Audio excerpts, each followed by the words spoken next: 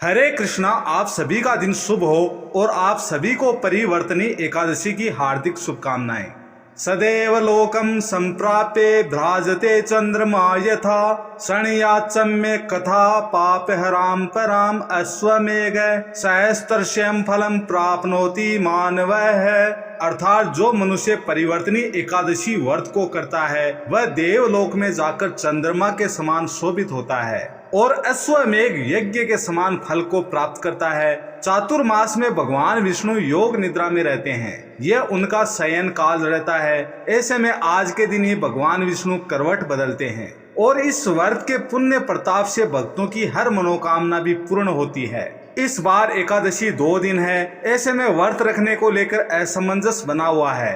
आपको बताते हैं कि आपको एकादशी का व्रत किस दिन रखना है और किस समय में खोलना है। परिवर्तनी एकादशी को डोल ग्यारस, जल झोलनी ग्यारस, पार्श्व एकादशी भी कहते हैं। ऐसी मान्यता है कि आज के दिन ही मैया यशोदा ने श्री कृष्ण का कुआं पूजन और सूर्य पूजा की थी और घाट पूजन कराया था। इसके अलावा श्री कृष्ण को आज के दिन ही पहली बार रथ में बिठाकर पूरे नगर में घुमाया गया था। ऐसे में सभी गोकुलवासी इस बात की प्रतीक्षा में थे कि वे कृष्ण की पालकी या पालने के नीचे से एक बार होकर गुजर जाएं। मान्यता है कि श्री कृष्ण के रथ की या श्री कृष्ण की छाया जिस पर पड़ जाती है वह जन्म जन्मांतर के पापों से मुक्त हो जाता है। इसलिए इस तिथि का शास्त्रों में विशेष महत्व बताया गया है। इस बार 3 सितंबर बुधवार को सुबह 3:54 से एकादशी तिथि प्रारंभ होगी, जो कि 4 सितंबर गुरुवार को सुबह 4:21 पर समाप्त होगी, क्योंकि 3 सितंबर बुधवार को सुबह से लेकर अगले दिन तक एकादशी है। ऐसे में हिंदू पंचांग में भी एकादशी का व्रत इस बार 3 सितंबर बुधवार को ही दिया गया है,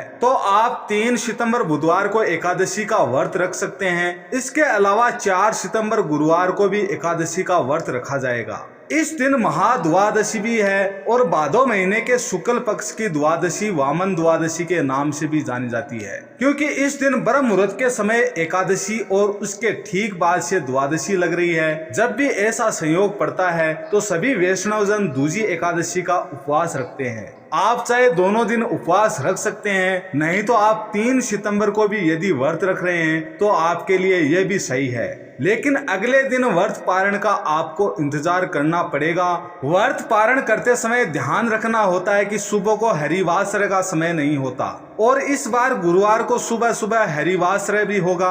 द्वादशी तिथि 4 सितंबर गुरुवार को सुबह 4:22 से लेकर अगले दिन 5 सितंबर शुक्रवार को सुबह 4:08 तक रहेगी और गुरुवार को सुबह 4:22 से ही हरिवासर का समय भी शुरू हो जाएगा। अब ध्यान रखिएगा कि हरिवासर का समय कब समाप्त हो रहा है, तो इस बार 4 सितंबर गुरुवार को हरिवासर का समय सुबह 10:30 बजे से समाप्त होगा। इस समय के बाद से ही आपको व्रत का पारण करना होगा। यदि आपने बुधवार के दिन एकादशी का व्रत रखा है, हरिवासर के समय आप सुबह पूजा कर सकते हैं, भोग लगा सकते हैं, दान इत्यादि दे सकते हैं, लेकिन जो भी प्रसाद भोग या अन्न आदि आपको ग्रहण करना होता है पारण करते समय वह आप हरिवासर बीतने के बाद ही कर सकते हैं। अब ऐसे में गुरुवार के दिन 4 सितंबर को व्रत पारण करने का यानी व्रत खोलने का शुभ मुहूर्त 2 बार प्राप्त होगा।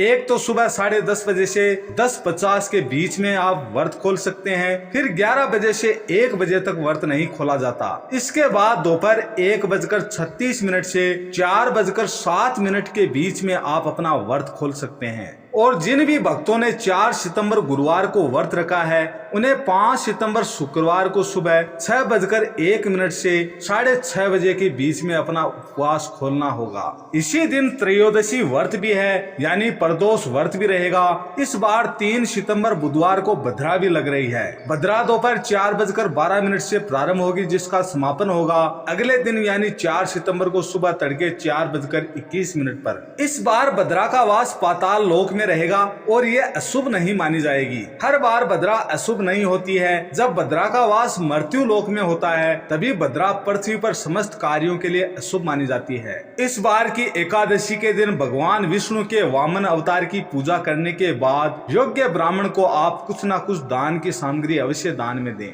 एकादशी के दिन किया गया दान आने वाली कई पीढ़ियों तक पुण्य प्रदान करता है। तो ये थी आज की वीडियो। उम्मीद है आपको सभी को पसंद आई होगी। आप सभी से निवेदन है, चैनल पर आप नए हैं तो आप एस्ट्रो टीवी यूट्यूब चैनल को सब्सक्राइब करना ना भूलें। वीडियो को लाइक करें, शेयर करें, कमेंट में ओम नमो भगवते वासुदेवाय या जय श्री कृष्णा जरूर लिखें। धन्यवाद।